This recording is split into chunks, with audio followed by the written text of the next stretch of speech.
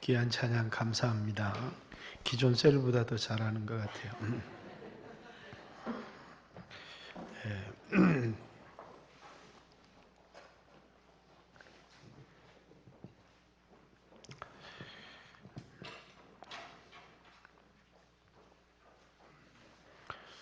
오늘 오전에도 설교하는데 제가 힘이 좀 많이 없었고 또 오후에도 좀 쉽지가 않습니다.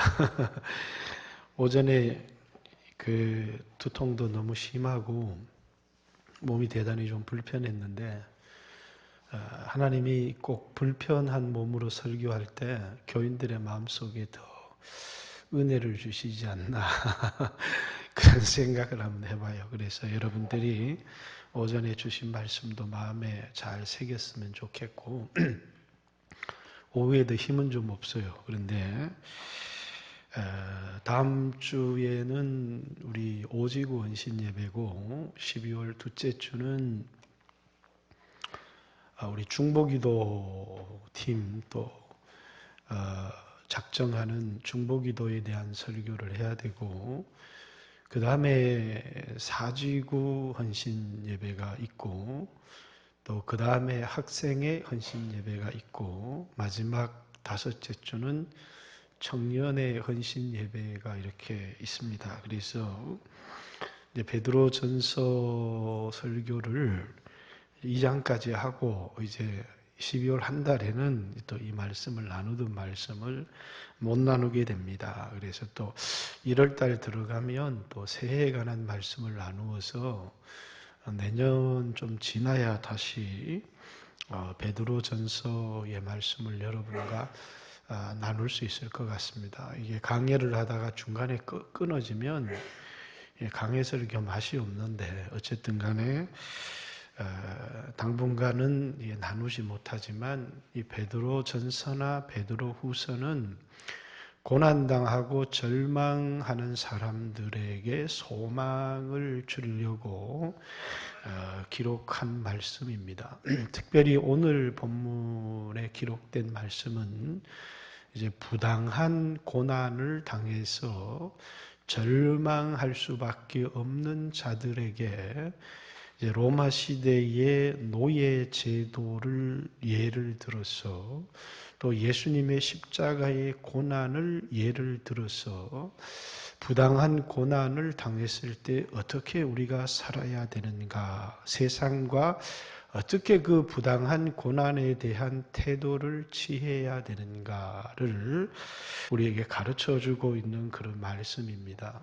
여러분들도 세상을 살아가면서 부당한 고난을 받아보셨을 것이고 또 이제 제일 어려운 거는 세상에서 부당한 고난을 받으면 직장에서 받아도 술집에 가서 술을 먹으면서 욕을 한다든가 아니면 대든다든가 이런 식으로 어떻게 해서든지 푸는데 이제 교회 안에서도 사람들이 신앙생활을 하면서 자기가 부당한 고난을 받는다. 자기가 이런 고난을 받아야 될 이유가 없고 이런 대접을 받아야 될 그런 짓을 책임 있는 짓을 내가 한 적이 없는데 나에게 왜 이런 부당한 대우를 하는가 할 때 성도들이 그만 시험에 들어버리고 그리스도에게서 떨어질 때가 굉장히 많이 있습니다. 여러분 교회 안에는 부당한 고난이 없던가요? 이제 교회 안에서도 당하는 부당한 고난이 있고 저는 성도들 가운데서 많이 시험에 든 사람들 가운데 나 억울하다. 내가 왜 저 사람한테 이런 대접을 받아야 되는가?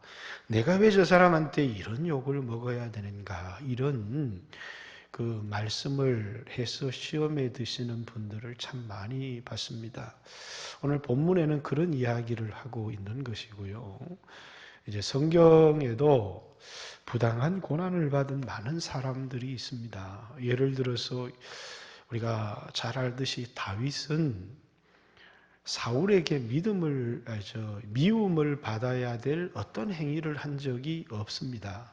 단지 사울이나 이스라엘 군대가 위기에 처했을 때 물맷돌 5개를 가지고 골리앗을 때려 눕혔는데 그것은 사울을 구해준 것이고 이스라엘 나라를 구해준 것입니다. 그들이 고마워해야 되는데 그만 이스라엘 백성들이 사울이 죽인 자는 천천히요 다윗이 죽인 자는 만만이로다 라고 그 이스라엘 백성들의 찬송하는 소리를 듣고 사울의 마음속에 다윗을 향한 질투가 일어나기 시작했습니다.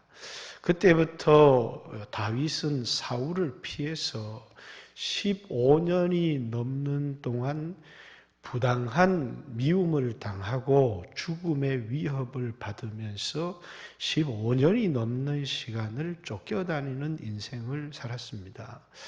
사울의 입장에 봤을 때는 나한테 경쟁자가 나타났다 이렇게 해서 미워할 이유가 있는지는 모르겠지만 다윗은 한 번도 다윗의 왕의 자리를 뺏으려는 마음을 가진 적이 없고 단지 목숨을 걸고 싸워서 그것은 사울을 위한 싸움이 아니었을지라도 하나님의 영광을 위해서 나가서 싸웠고 그것을 인하여 이스라엘 군대가 사울이 구원을 받았으면 마땅히 고마워해야 되고 사울 왕도 뭡니까?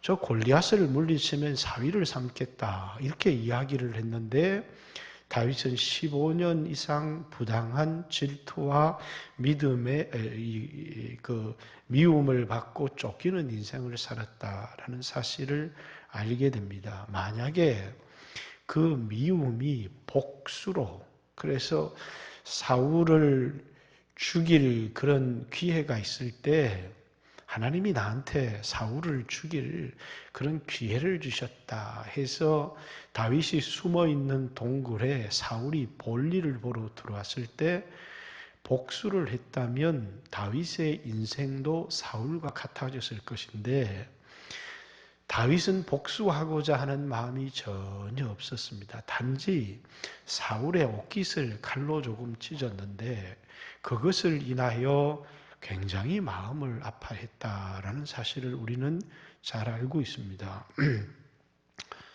다윗뿐만 아니라 요셉이라고 하는 이 사람도 아버지에게 나만 특별히 사랑해 주세요 이렇게 요구한 적도 없고 그냥 아버지가 요셉을 편애한 것은 아버지의 잘못이지 그것을 인하여서 요셉이 부당한 대우를 받아야 될 이유가 없었죠. 그런데 형들에게 미움을 받고 팔려서 그래서 이 애굽의 보디발의 집에 노예로 끌려가게 되었습니다. 또 그 집에서도 또 억울한 일을 또 당했습니다.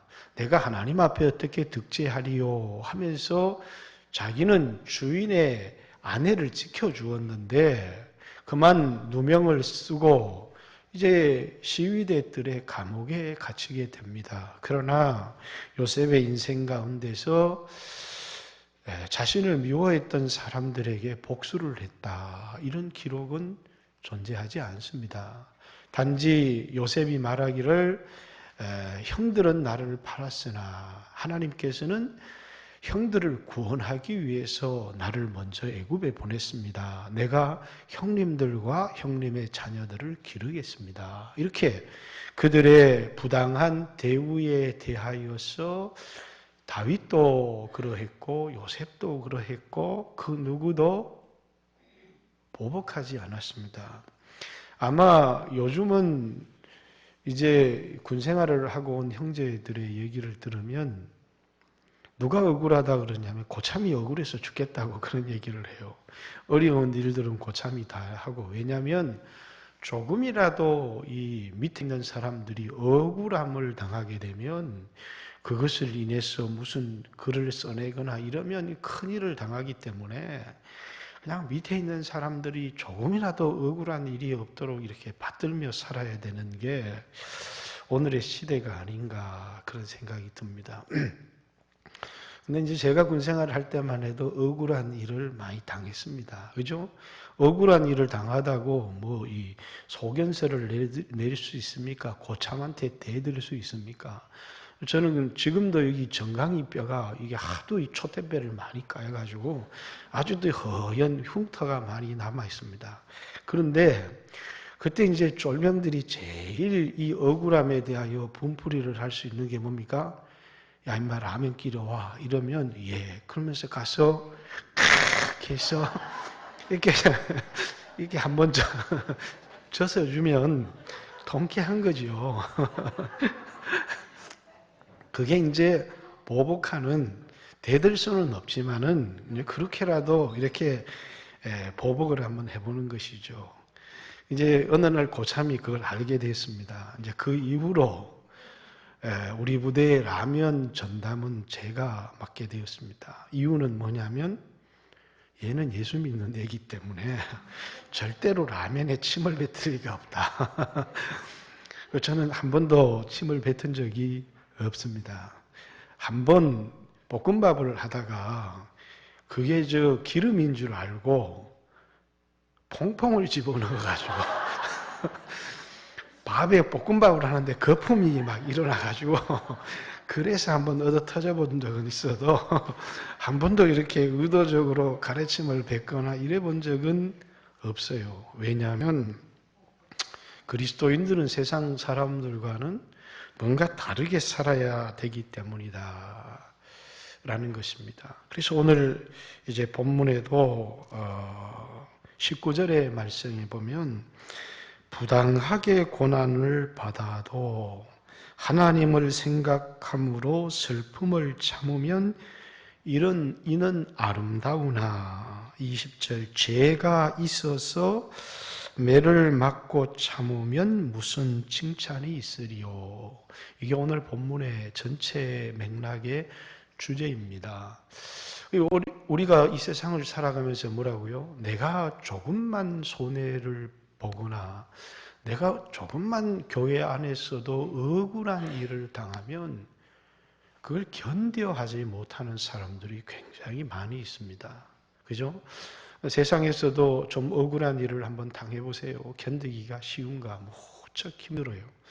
그런데 이제 내가 억울한 일을 당했을 때 내가 공격할 수도 있고 복수할 수도 있으면 통쾌한데 이 당시에 이제 흩어져서 신앙생활하던 그리스도인들은 이 부당한 고난을 받을 때 복수를 할 수도 없고 그러니까 복수를 할 힘이라도 있으면 복수라도 하겠는데 복수할 힘이 있어도 복수하면 안 되지만 대들거나 복수를 할 수 없는 상황. 그리고 뭐라고요? 그렇다고 해서 이것을 자기가 용서하거나 이 부당한 고난을 이해하고 받아들이는 것도 아니다 보니까 이 부당한 고난을 인해서 절망하고 낙담하면서 하나님이 살아계시면 어떻게 우리에게 이런 부당한 고난을 당하게 하는가 이러면서 낙심하고 절망한 많은 그리스도인들이 있었다라는 것입니다. 그래서 이제 부당한 고난을 받을 때 어떤 태도를 취해야 되고 그리고 이제 부당한 고난을 받을 때 우리에게 오는 이유가 무엇인지에 대하여서 이렇게 말씀을 전하고 있는 것입니다. 11절에 보면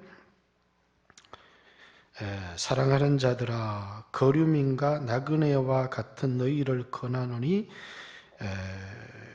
영혼을 거슬려 싸우는 육체의 정력을 제어하고 너희가 이방인 중에서 행실을 선하게 가져 너희를 악행한다 비방하는 자들로 하여금 너희 선한 일을 보고 오시는 날에 하나님께 영광을 돌리게 해라. 우리로 하여금 하나님께 영광을 돌리는 육신의 정욕을 따라 살아가지 말고 영광을 돌리는 사람이 되게 해라. 이렇게 이야기를 하면서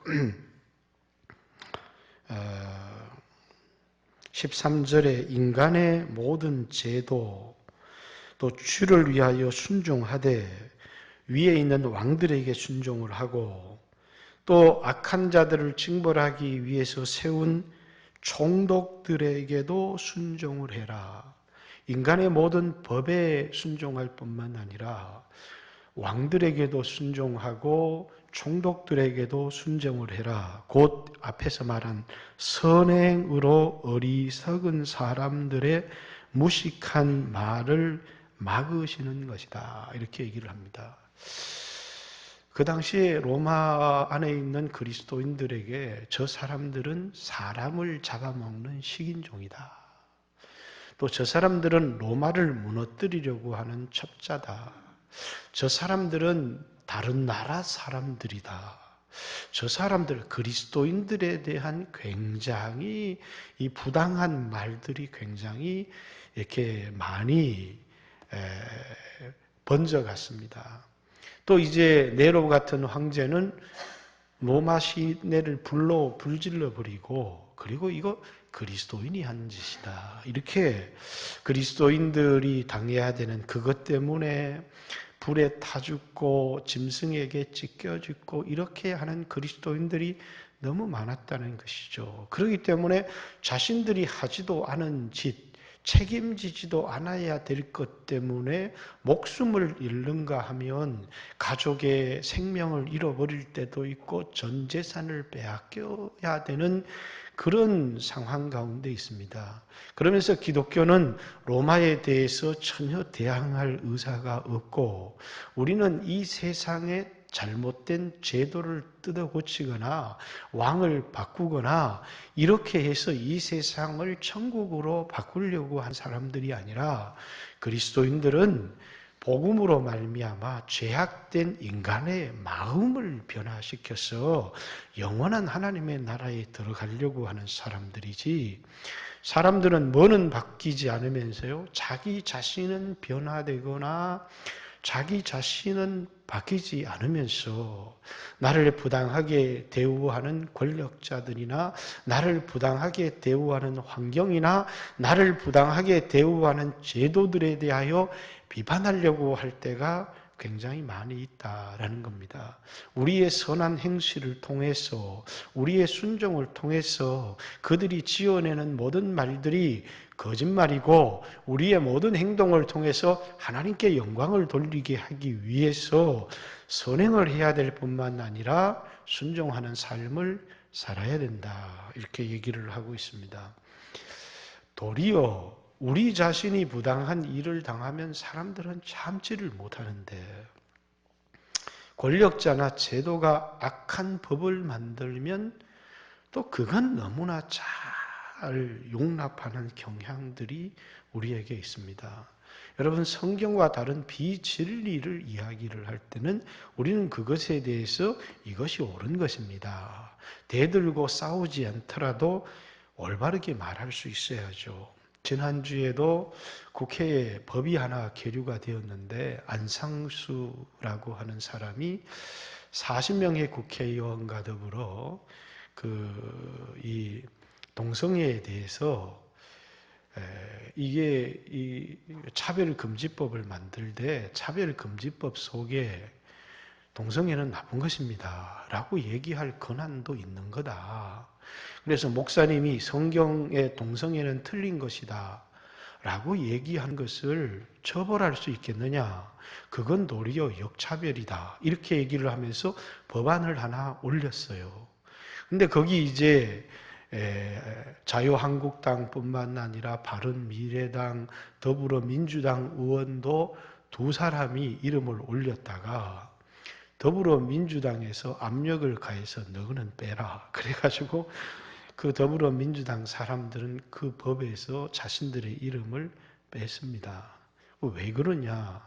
우리가 이런 문제에 대해서 그리스도인들이 잠잠할 때가 참 많죠. 이거는 정말 그리스도를 대적하는 것이고 악한 것임에도 불구하고 우리는 도리어 이런 것에 대해서 우리가 폭도를 일으킨다든가 정광훈 목사처럼 대통령을 죽여야 된다든가 이런 것은 올바른 방법이 그리스도인으로서 절대로 아닙니다. 그래서 여러분들은 분노 때문에 선동하는 목사들에게 선동을 당해서도 안 되고, 얼마 전에는 보니까 집회에 나오지 않는 사람들은 천국 생명책에서 이름을 지워버리겠다. 이렇게 또 얘기를 해가지고 이 양반이 지금 무슨 소리를 하고 있나. 이게 그리스도인으로서 참 본이 되지 못하는구나. 이런 생각.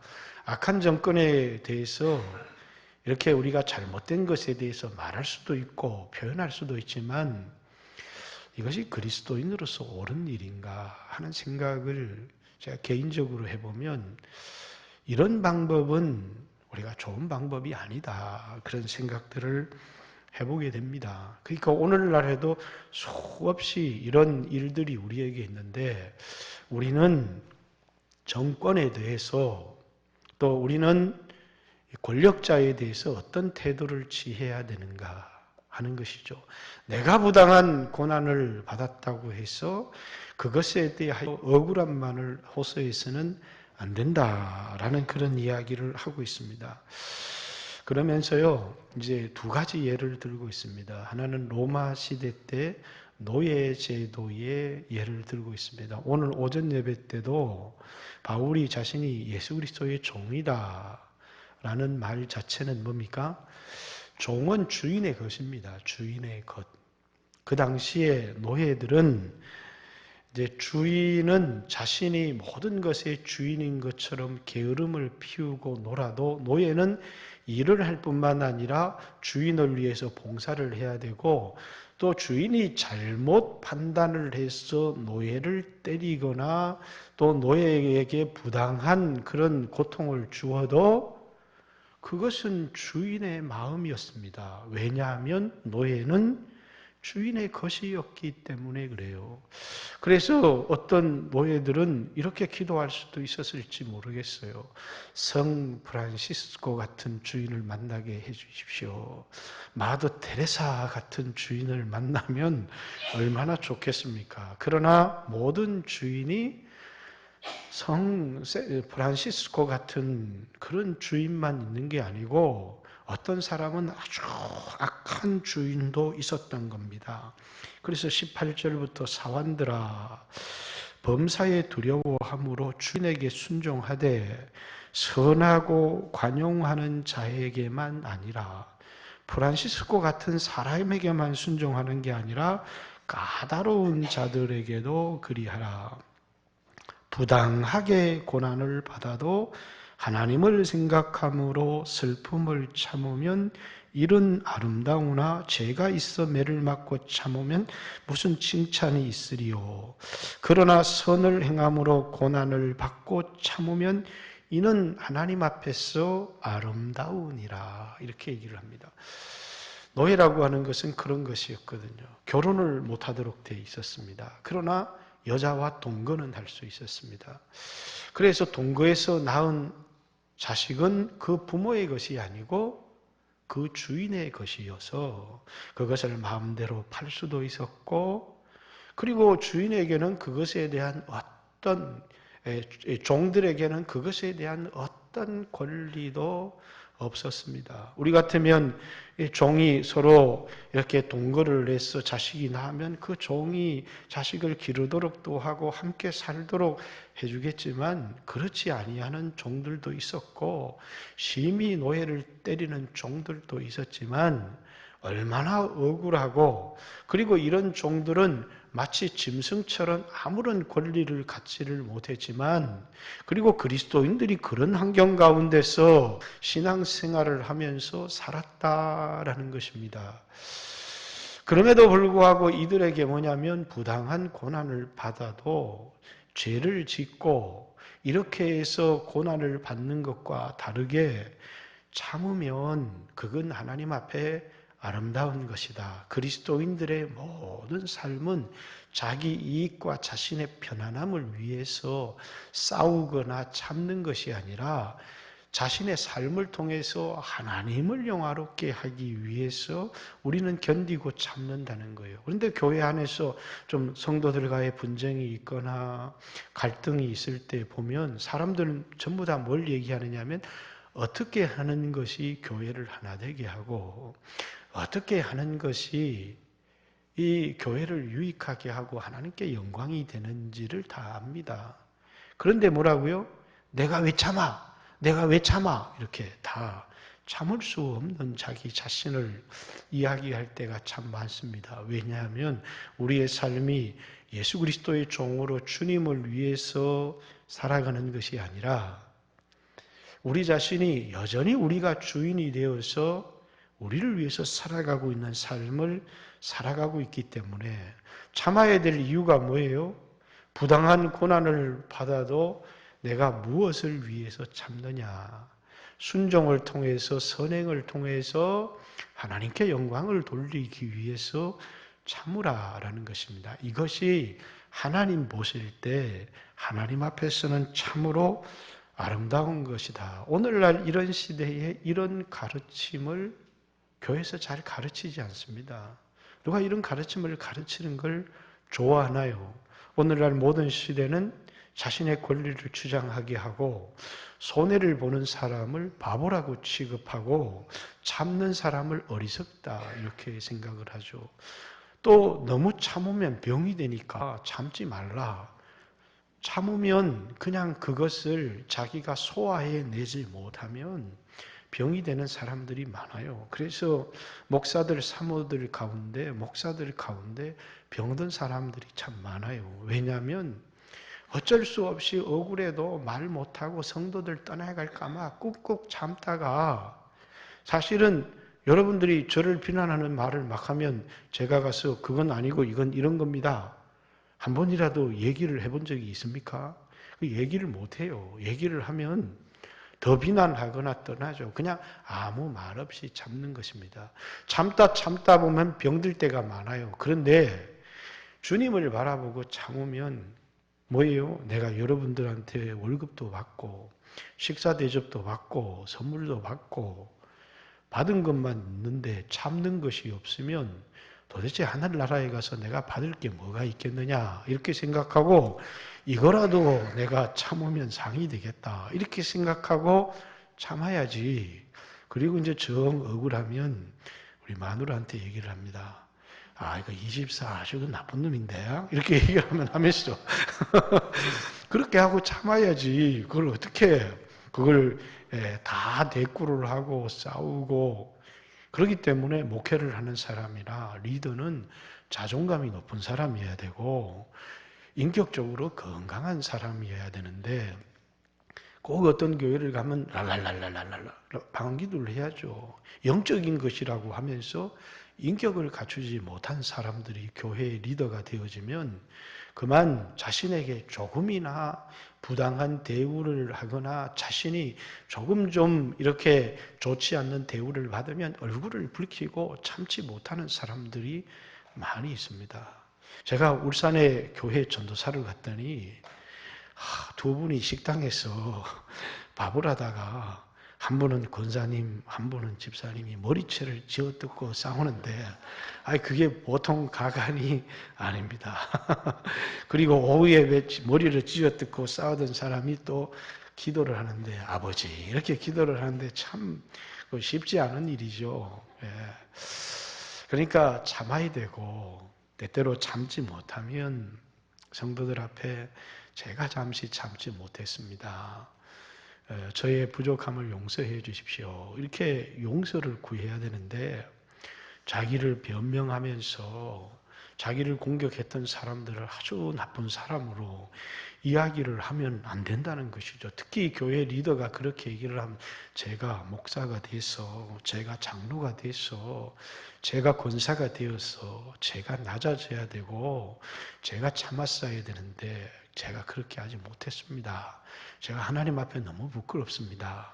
그렇지만 기도는 안 할 수가 없어서 이렇게 기도는 하러 나왔습니다. 성도 여러분 용서해 주십시오. 다시는 그렇게 하지 않도록 여러분이 저를 위해서 기도해 주십시오. 이러면 우리 누구나 실수할 수 있는 거니까 참을 수 있는데 기도하러 나왔어. 기도는 안 하고 기도하는 내용이 뭐냐면 전부 다 교회에 이런 인간이 있어서 하나님 되겠습니까? 자기 하소연을 하고 있자면 그 기도를 듣고 있는 사람들의 마음이 얼마나 불편할 것이며 또 같이 싸운 그 사람은 그 교회에서 신앙생활을 할 수 있겠느냐라는 것이죠. 그렇기 때문에 참 중요한 것은 여러분 우리가 영적이라고 하는 것은 뭔가 천사를 보거나 이런 것이 아니고 주님을 바라보면서 주님이 나를 너무나 존귀하게 했기 때문에 내가 오늘 노예가 될 수도 있고 내가 오늘 낮아질 수도 있고 부당한 취급을 받을 수도 있고 예수님도 나 때문에 이 땅에 사람이 되어 오셨고 채찍에 맞으셨고 부당한 대우를 받으셨고 모욕을 받으셨고 그랬다면 오늘 여러분도 예수님 우리를 제자로 부르셨고 우리가 그 주님의 십자가를 지고 따라간다는 것은 바로 그런 부당한 대우를 받는 게 그러면서 우리가 참는 것이 우리에게 주어진 십자가가 아니겠습니까? 근데 내가 왜 참아? 내가 누군데? 이렇게 이야기를 하면 그건 얼마나 부끄러운 것이고 그것은 세상 사람과 우리가 다를 바가 하나도 없다는 것을 보여주는 것이죠. 여러분, 교회 안에는 그런 분들도 많이 있습니다. 그러면 제가 잘못했습니다. 저의 부족함을 용서해 주십시오. 이렇게 하고 참으면 되는 것인데 우리는 그만 참지를 못합니다. 그죠?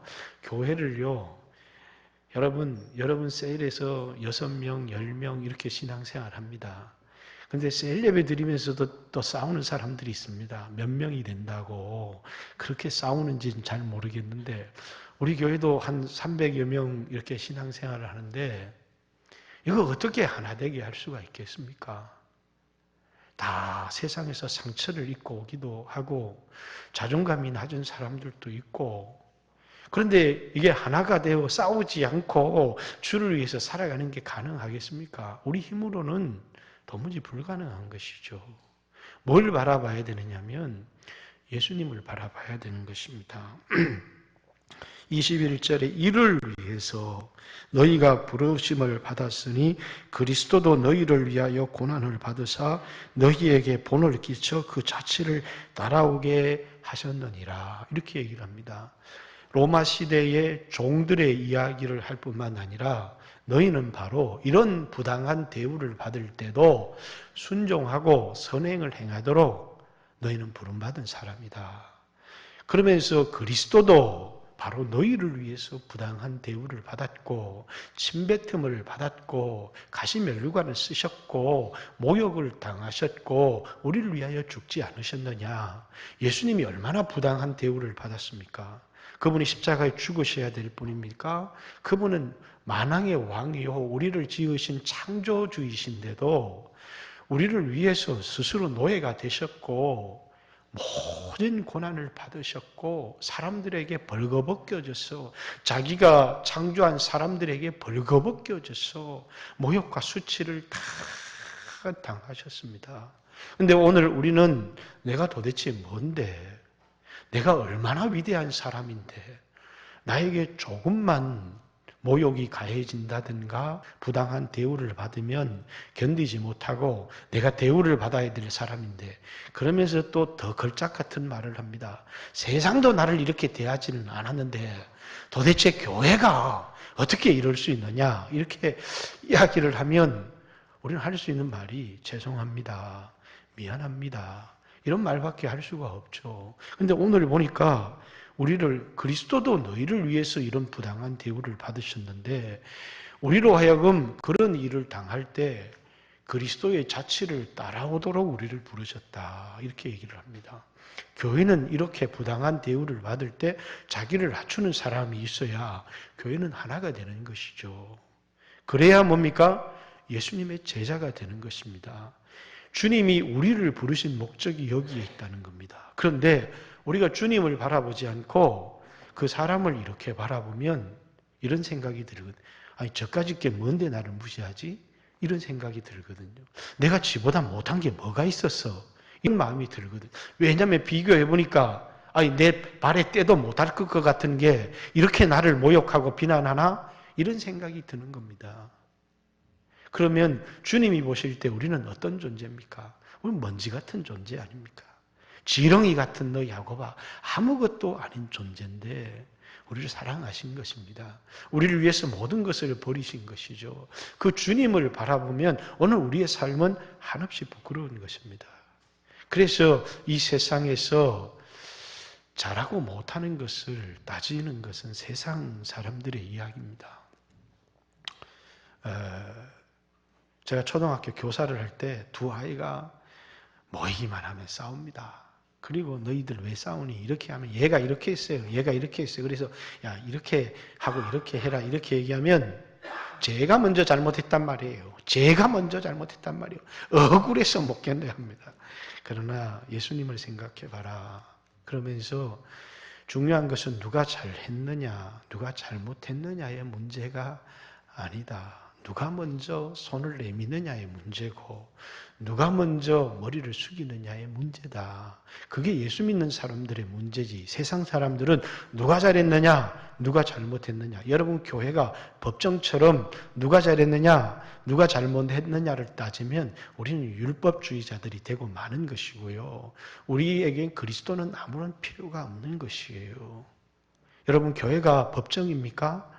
누가 잘했느니 누가 잘못했느니를 따지는 것입니까? 교회는 주님을 바라보면서 먼저 된 자가 먼저 참고 먼저 머리를 숙이고 십자가를 지고 주님을 바라보고 참는 것입니다. 그것이 아름다운 것이다. 그는 죄를 범하지 아니하시고 예수님의 예를 드는 겁니다.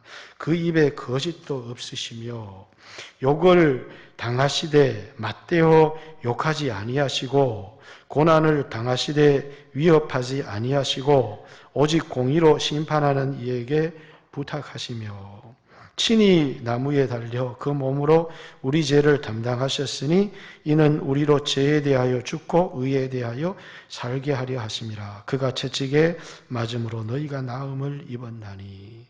그분은 위협을 받으시고 욕을 받으셨으되 욕하지 아니하시고 위협하지 아니하시고 그리고 친히 순종해서 아버지의 뜻에 순종해서 그 사람의 욕에 반응하거나 그 사람의 위협을 하니까 그럼 나는 힘이 없나? 이러면서 한번 보여줘? 이런 걸 하지 않으시고 아버지 앞에 참으시고 그 사람의 죄를 위해서 십자가에 달려 죽으셨다. 이렇게 얘기를 합니다. 그래서 25절에 너희가 전에는 양과 같이 길을 잃었더니 우리는 이런 일을 당할 때 어떻게 살아야 될지를 알지를 못했고 그래서 어떤 사람은 공격을 받으면 공격하기도 하고 공격할 수 없는 너무나 큰 사람 앞에서 좌절하고 낙담해 버리기도 했는데 이제는 주님을 바라보면서 우리가 어떻게 선행을 행해야 되고